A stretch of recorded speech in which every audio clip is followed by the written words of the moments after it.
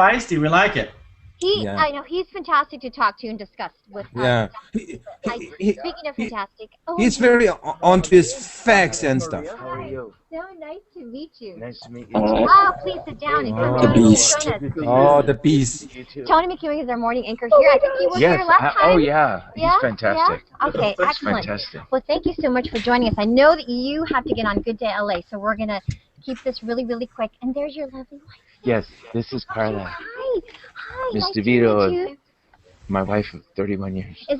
I love your story. I saw you, I can't remember which interview recently, and I just fell in love with you guys all over again. Oh, so you're just fantastic. Thank so you. let me introduce you really quickly, because I know we don't have much time, right, Anthony? Yeah, we've got to get them on about 15-ish, so you got a good 5-10 minutes. Just 5-10 minutes. Okay, excellent. Well, let me tell you a little bit about the Hangout.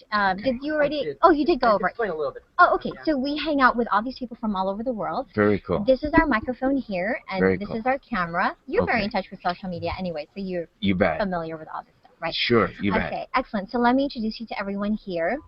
Good morning. Hey, it's Maria from the Fox 11 Newsroom here in Los Angeles, and I'm so excited to meet Robby Benson today. Oh my gosh, you may know him from way back when. We talked about One-on-One and Ice Castles. That was one of my top favorites. Chosen, the movie. I mean, tons and tons of movies. Actor, writer, director, professor.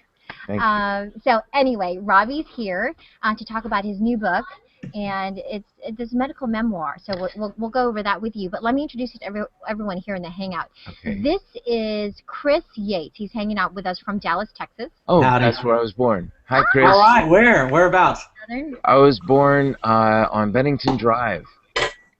All Bennington right, Drive. Yeah. I'll go look it up. It's near White Rock Lake. I know that Lakewood area. All right, cool, man. Yeah. This is Deano. He's hanging out from Reno. Hey, how you doing? Gracie is here. She's in the Yucca Valley. Hey, Gracie. Nice to Very see you cool. pop up. She's our resident senior in high school here with us. Very cool. Justin is in Brighton. He's in the UK. All right. Hi. Justin is in Calgary, Canada. Hi, Robby. Kyle is in Milwaukee, Wisconsin. Morning. His Hi. girlfriend is a huge fan of yours as well as he is. Yes. And Very cool. she's not here, but I think she's got some questions for through Kyle.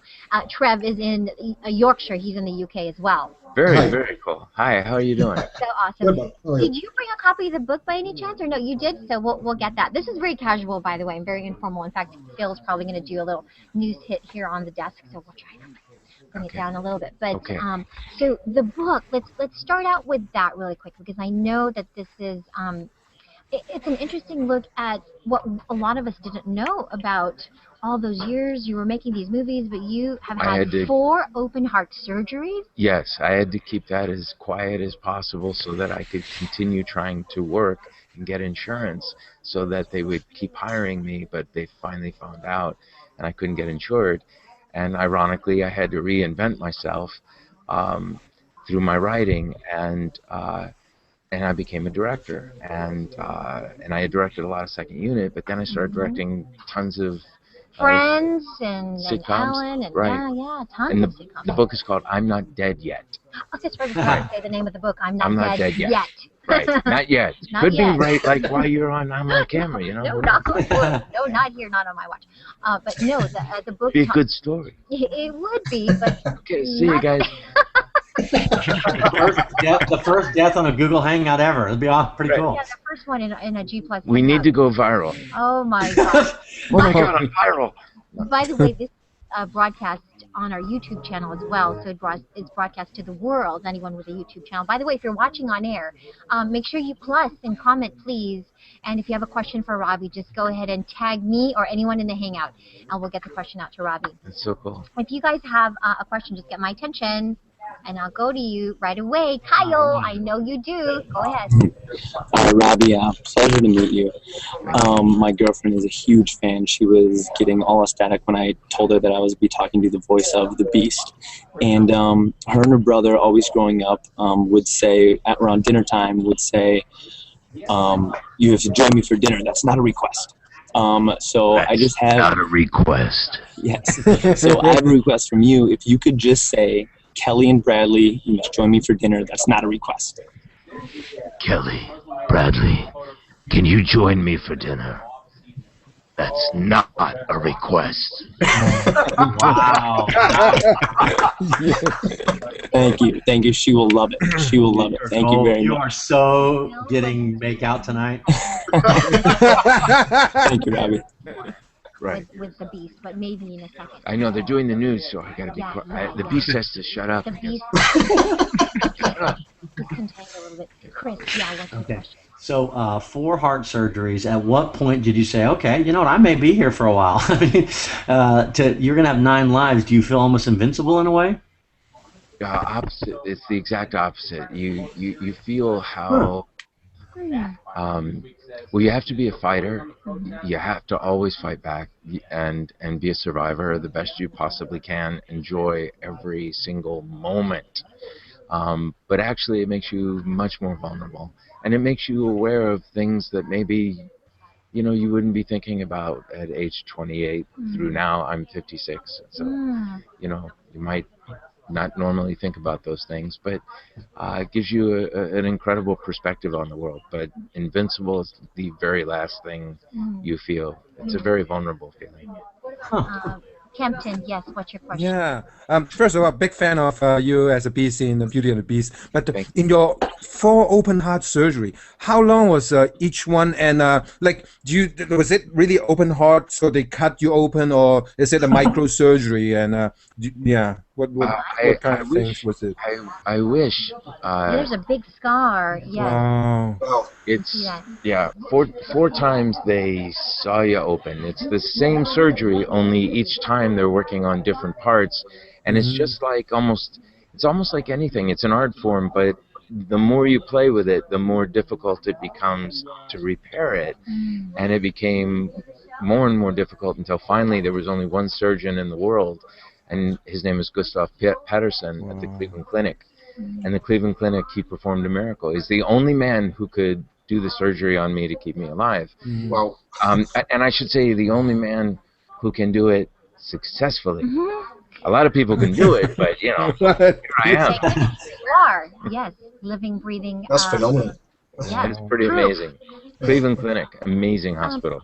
A lot of people, surprisingly, are going through similar surgeries. Yes. And in your book, you say that if you have a family member, you really should read this book. And we talk about being your own advocate whenever you go into yes, you know, this type of learning how to be your own advocate, which took me a while, but the reason is because I had Carla, and Carla, my wife, was always by my side. And when they're telling you things about life and death, and you're just watching their mouth move, and you're not really listening anymore, Carla would be there to take down notes and help ask the questions after the questions after the questions, so that we would understand what we really were dealing with.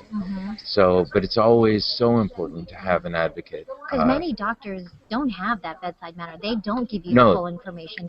Doctors are in and out. I mean, the reason I love the Cleveland Clinic is because they have such compassion there. But normally it's a factory. You're in, you're out. They're on to the next person. They have. It's not that they're bad. They're trying to save a lot of people. And so the person sitting next to you who loves you is now trying to fight for you. So they're taking time to make sure that we at least understand. You know, it's a pretty brutal procedure, everything that goes with it, and they're trying to help you out.